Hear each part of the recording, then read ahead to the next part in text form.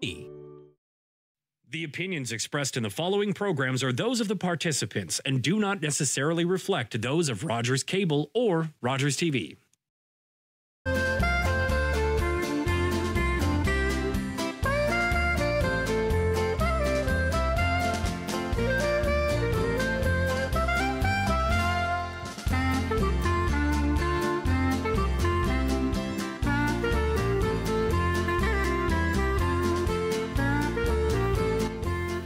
Vážení diváci, rada sa s vami vidím v prvom vysielaní Slovák Spectra v roku 2024. Aj v tomto programe vám prinášame video sprostredkované Centrom tradičnej kultúry v Myjave. Páter Paulín Bajan bol františkánom, významným kazateľom a hudobným skladateľom. Narodil sa pred 300 rokmi a svojím životom a tvorivosťou ho môžeme zaradiť k najvýznamnejším osobnostiam slovenských dejín. Pozrite sa s nami na literárno-hudobný dokument o tejto možno trocha zabudnutej slovenskej osobnosti.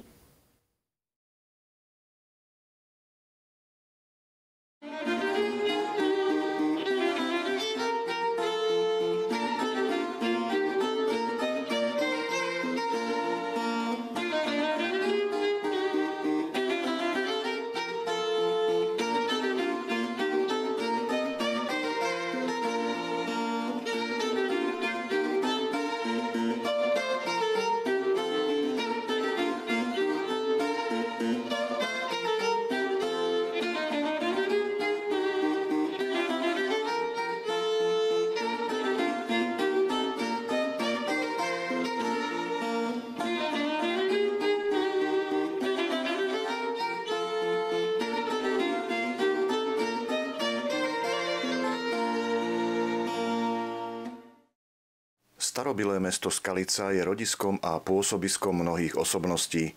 Františkán, kazateľ páter Paulín Bajan je jedným z najvýznamnejších barokových hudobných skladateľov. V Skalici sa zhodou okolností priamo nenarodil, ale napriek tomu je to jeho rodné mesto. Tu prežil veľkú časť svojho života, ktorý zasvetil františkánskej reholi.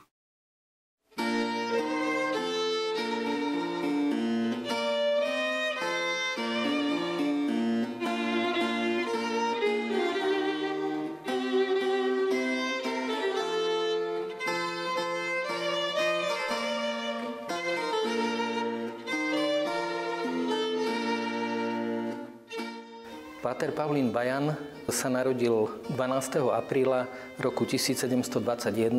Zhodou okolností vtedy práve im vyhorel dom, takže sa narodil vo Vrádišti, kam boli presťahovaní, ale ako prestavali zhorený dom, tak sa vrátili zasa do Skalice. Pravdepodobne teda jeho rodný dom sa nachádzal na Kolárovej ulici.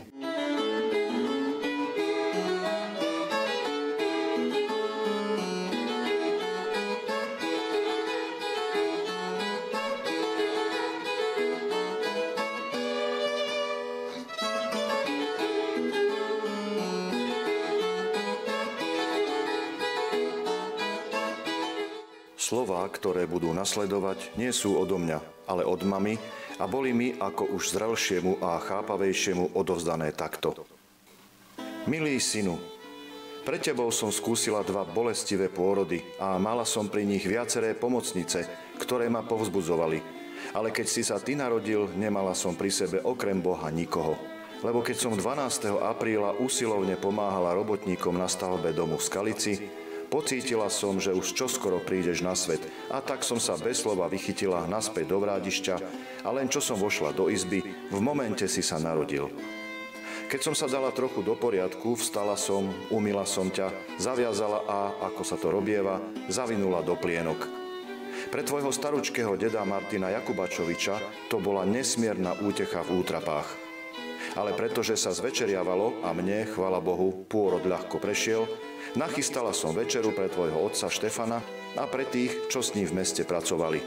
Večer prišli, najedli sa a keď potom uvideli, že už si na svete, ďakovali Bohu a čudovali sa, ako taká útla matka môže mať ducha takého pevného, že ani hrôzy požiaru mu neublížili, ani námahy na sile nič neubrali. Toho dňa som teda ja, najnehodnejší, uzrel svetlo sveta a hneď na druhý deň som v kúpeli sviatostného krstu dostal meno svätého mučeníka Juraja.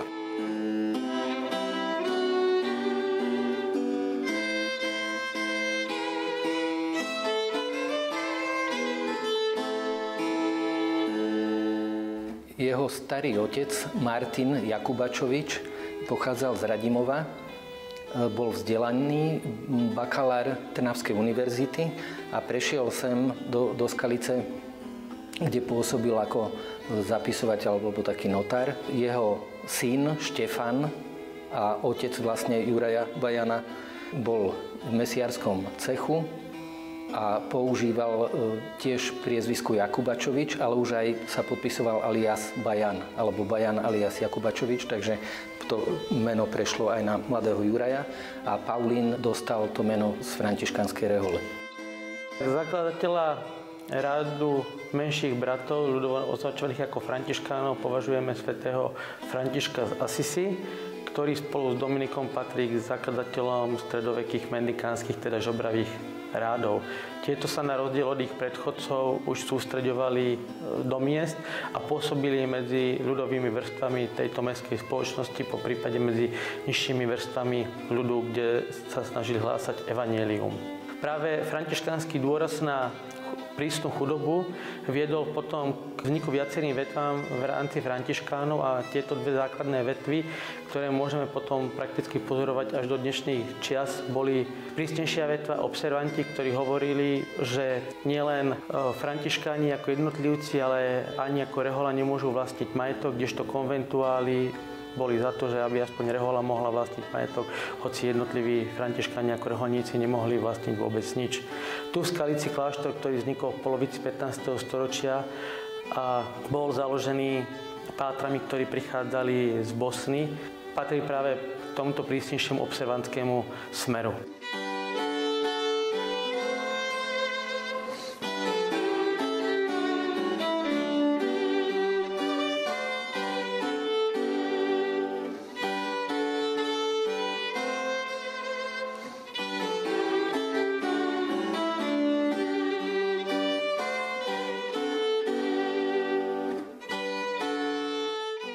Najstarší asi dokumentovaný kláštor v rámci Uhorska bol v Ostrihome, tu na Slovensku. Už pred tatárským vpádom okolo roku 1230 to bolo Trnava. V Skalici sa spomína už 1442, že tu bol tzv. Bosácky kláštor, teda odkazuje to na týchto observantov prísnejšiu reholu, ktorí prichádzali z Bosny. Páter Bajan, tým, že pochádzal z tohto regiónu, tak sa potom stal i členom tejto observantskej rehole.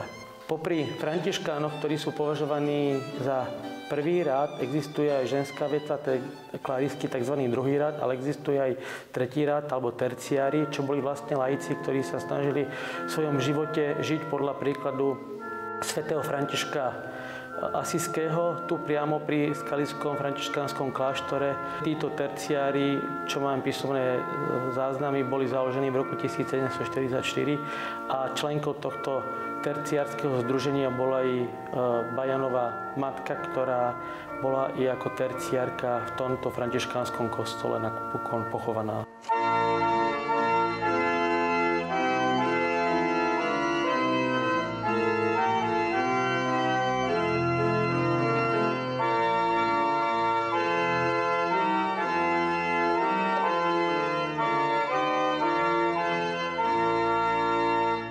Moja Bohom požehnaná matka Anna Pokorná, ktorú spolu s otcom Štefanom Bajanom predišlo do večnosti 9 detí z ťaby druhu Felicitas, prijala si od Pána, aby mňa posledného ako Nikodéma zachoval pre jej budúci pohreb. Aj sa tak stalo, lebo v 8. roku môjho kazateľstva, 13. januára 1769, o 5. hodine rannej, zaopatrená sviatosťami, vydýchla naposledy. Vyše roka nevládne ležala na lôžku a až do smrti bola pri plnom vedomí. Podľa jej želania som ju ja, nehodný jej syn, s povolením skalického farára, veľa dôstojného pána Michala z Rubca, slávnostne pochoval do krypty nášho kostola pod kazateľnicu. Do hrobu sme ju uložili v terciárskom habite, ktorý medzi bratmi a sestrami 3. rádu prijala ako jedna z prvých. V tejto krypte odpočíva sama pod veľkým kameňom z červeného mramoru, ktorým sa nedá len tak ľahko pohnúť.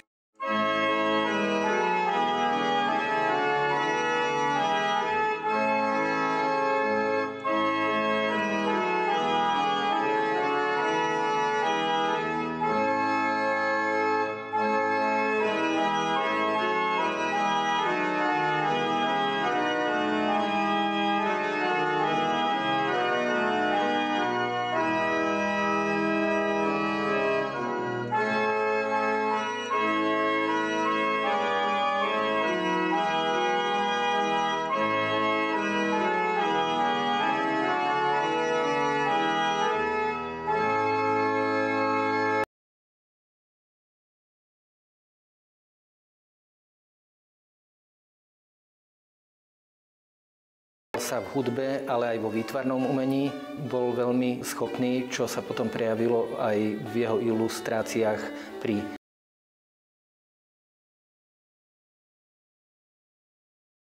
prešiel študovať do Pruského ako františkánsky novic a filozofiu a teológiu študoval v kláštoroch v Jágri, vo Vacove, v Leviciach a neskôr prešiel aj do Trnavy a dlho pôsobil aj v maďarských kláštoroch. Jeho túžba byť kazateľom sa splnila, keď sa vrátil vlastne do Skalice po jeho púťach po iných kláštoroch a začal vlastne kázať od roku 1760 až 71. Týchto 11 rokov kázal aj vo farskom kostole, aj vo františkánskom kostole a tiež kázával aj pútnikom, napríklad v Šaštíne, ale chodil aj do Kútov, do Kbelov, v Radošovciach, v Uníne a podobne. Chodil často aj na Moravu, do Hodonína napríklad, alebo do Veselí nad Moravou, alebo do Žarošíc, do pútnického miesta, alebo do Vracova.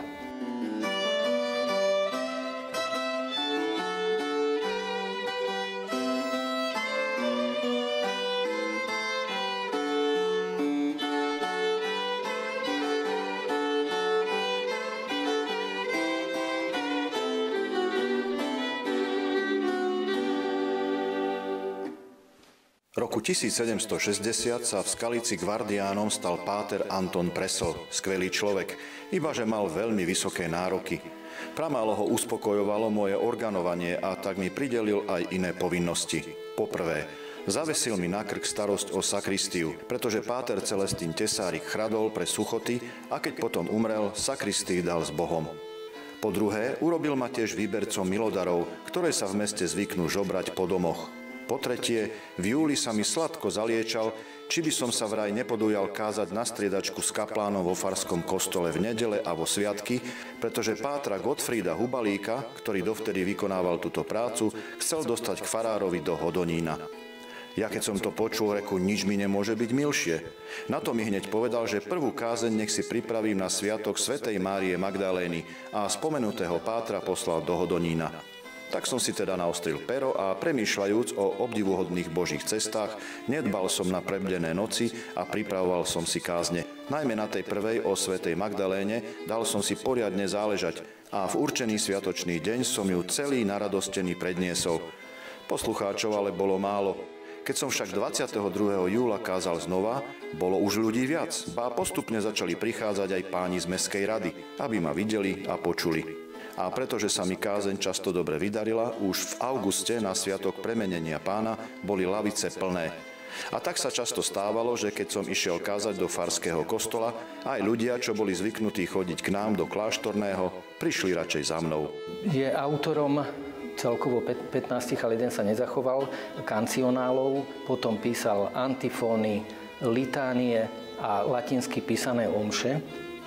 Jeho kázne spísané do 4 zväzkov obsahujú vyše 600 kázní a sú spísané na 4000 stranách. Aj vidíme, že v tých kázniach sa ten jazyk, dialekt, práve kde sa Bajan nachádzal, tak sa tam tie nárečové slová dostávajú do jeho textov.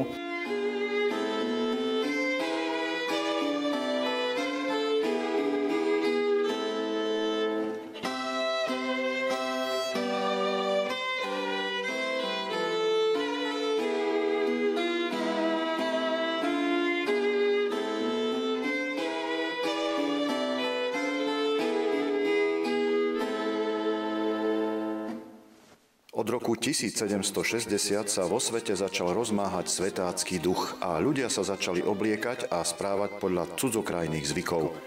Táto svetácka choroba nebezpečne nakazila aj mesto Skalicu a tak ju znetvorila, že v roku 1771 sa tu sotva našla význačnejšia osoba, ktorá by sa obliekala do našineckých šiat. Obzvlášť sa to dotklo zovňajšku žien. Tie začali nosiť kapucne ako mnísi a vlasy si viac nenechávali dlhé, ale strihali si ich nakrátko a upravovali do všelijakých účesov, sama vlna a kučera. Čo k tomu dodať? Slobodné dievčatá nosili čepce ako vydaté ženy a spolu s vonkajším zjavom na nepoznanie preonačili aj svoje móresy.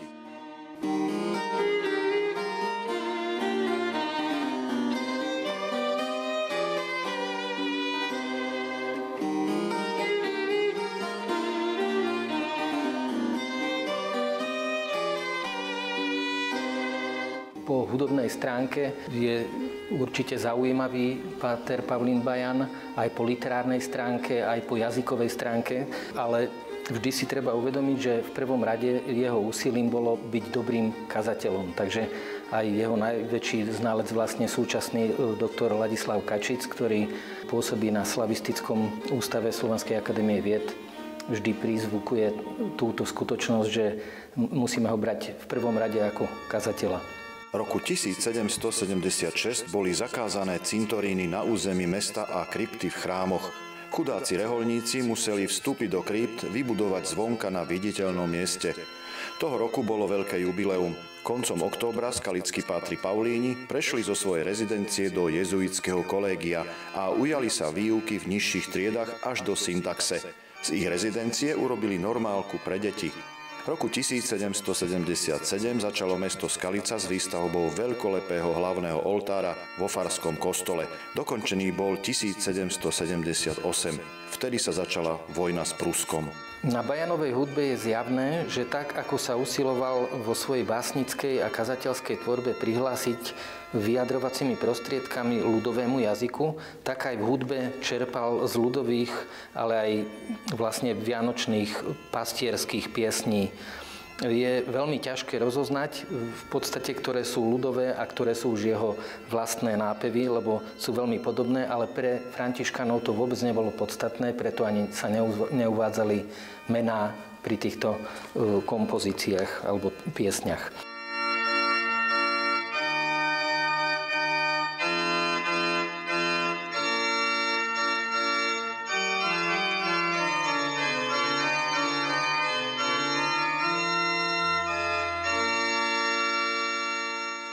Keď páter Peregrín Söčaj, kláštorný kazateľ a organista, dostal preloženie do Varadína, zľutoval sa tento skromný a čnostný páter nado mnou a zviezol ma až po Ďöndež.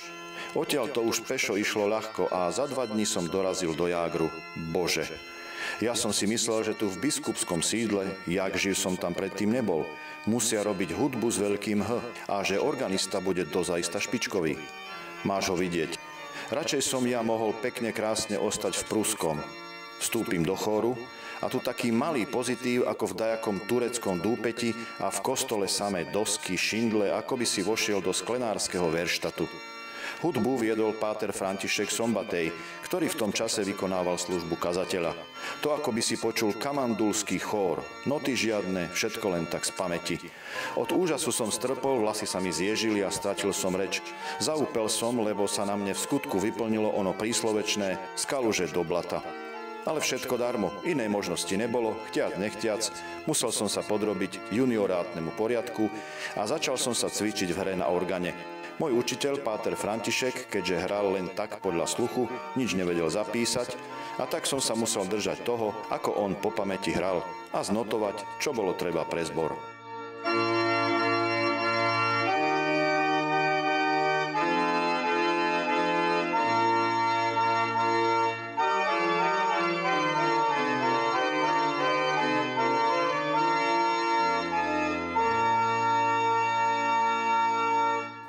Hoci Bajan patrí spolu s Fojtom a s Runekom k najvýznamnejším hudobníkom salvatoriánskej provincie, nechcel byť iba hudobník, ale predovšetkým dobrý kazateľ. A o tom, že bol, existujú svedectvá a doklady o jeho pastoračnej činnosti, o počte zaopatrených, chorých a umierajúcich a predovšetkým z tých najchudobnejších vrstiev. Na to by sme nikdy nemali zabúdať. Keď sme pri slovenských osobnostiach, Pavol Stacho nám porozprával o monsignorovi Františkovi Fugovi, ktorý bol generálny vikár slovenského grekokatolického biskupstva, svätého Cyrila a svätého Metoda v Kanade. Tretí predseda zahraničnej Matice slovenskej v rokoch 1974 a 87 a duchovný správca grekokatolíckej farnosti v Hamiltone.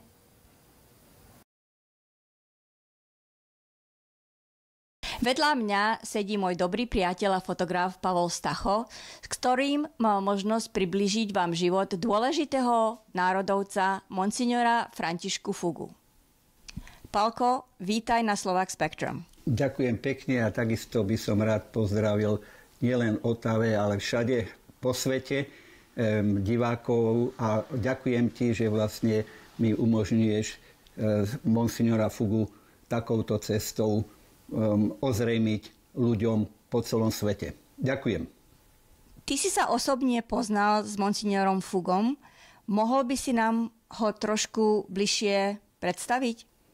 Aby som ho bližšie predstavil, aby som vlastne nezabudol niečo, tak by som spomenul, že monsignor Fuga bol v prvom rade ako grécko-katolícky kňaz žijúci v Kanade, mecén krajanského života, predseda zahraničnej Matice slovenskej, autor slovenskej vlajky, kultúrny pracovník, manažér, vydavateľ, spisovateľ, publicista, editor, redaktor, tlačiar a možno, že som ešte aj niečo zabudol.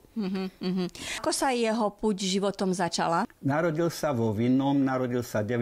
júna 1923, čiže sme prednedávnom len oslavili jeho storočnicu.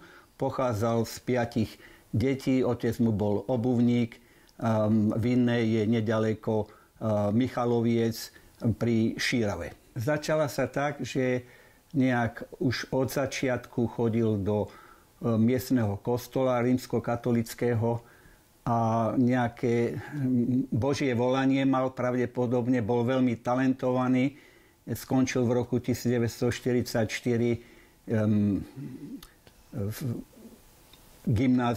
gymnázium v Michalovciach a tým, že bol veľmi nadaný, tak začal bohosloveckú fakultu, aj filozofiu študoval v Košiciach v Bratislave a vlastne v 45. tým, že bol veľmi nadaný, tak ho profesori doporučili na štúdium vo Vatikáne a v 45. vlastne odišiel do Talianska, do Vatikánu. A skončila jeho púť, pretože jeho hrob je v nedalekom Burlingtone. Skončila sa v Kanade a nikdy v živote vlastne neprišiel na Slovensko, ale strašne v úvodzovkách sa zaslúžil o zásluhy Slovákov. Vieš mi povedať, čo ho viedlo k jeho životnému rozhodnutiu presťahovať sa do Kanady? Bolo to asi tým, ako povolanie ísť na Vinicu Pánovu a plus v tej dobe bol profesor Lacko a ten tiež nejak ho posunul a Slováci vlastne, kde robíš vlastne rozhovor, Hamilton je vyše polmiliónové priemyselné mesto a v minulosti tu bolo strašne veľa grékokatolíkov a nemali vlastného farára, čiže vlastne prišiel na správnu pôdu. Áno, tak ako si už spomenul, že v Kanade sa usadil v Hamiltone, kde mal veľký úspech. Ako sa mu podarilo podporovať Slovákov v Hamiltone a zároveň aj na Slovensku? On musel mať od Pána Boha dar, pretože on dával všetko zo seba a dokázal vybudovať v roku 1957. Prišiel do Hamiltonu v roku 1954 v marci a už v roku 1957 postavil nádherný chrám, ktorý zasvetil Svätej Márie Klokočovskej, pretože nedaleko Vinného je známe putnické miesto Klokočov. A postavil, skrátka, mal manažerské schopnosti a dokázal tých Slovákov, či amerických krajanov, či kanadských, že vlastne dneska je tu nádherný chrám, bohužiaľ nevieme, čo bude s týmto chrámom. Zaslúžil sa o prvý návrh slovenskej vlajky. Vieš nám povedať viac? Mohol by som povedať viac, pretože som sa zúčastnil teraz Matica Slovenska. Na Slovensku oslavovala 160 rokov a predsedám domácej Matice Slovenskej doktor Marian Gešper a spolu s úradom zahraničných Slovákov usporiadali konferenciu, ktorej som mal možnosť sa zúčastniť. Bolo to 7.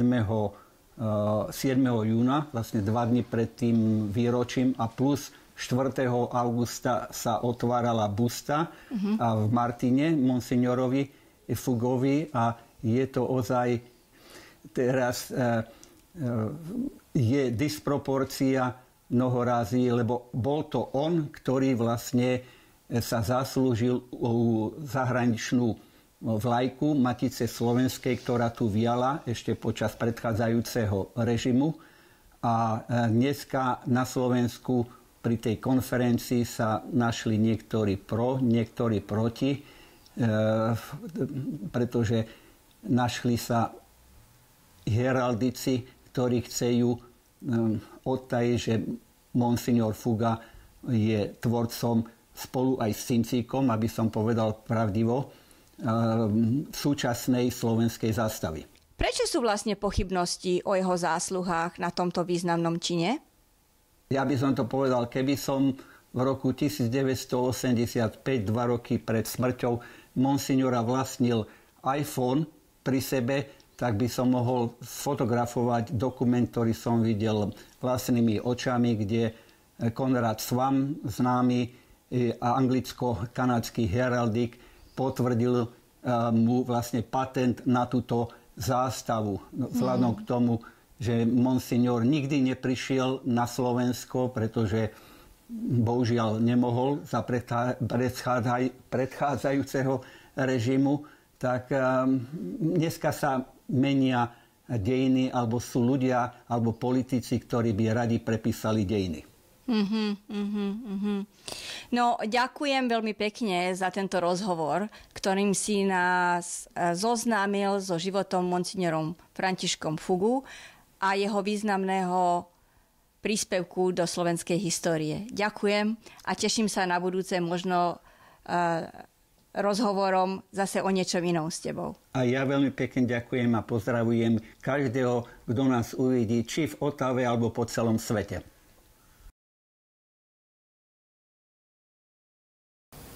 Náš nasledujúci diel bude vysielaný v nedeľu dňa 24. februára o 11:30 a v reprízach v útorok 27. februára o 17:30 a v sobotu 2. marca o 10:30. Tento program je sponzorovaný Úradom pre Slovákov žijúcich v zahraničí a Kanadsko-slovenskou ligou.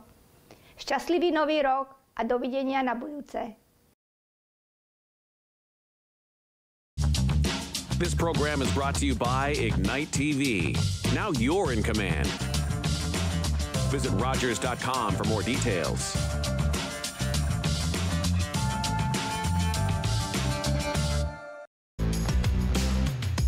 This is Rogers TV. Connect with us by visiting our website or email us at comments@rogerstv.com.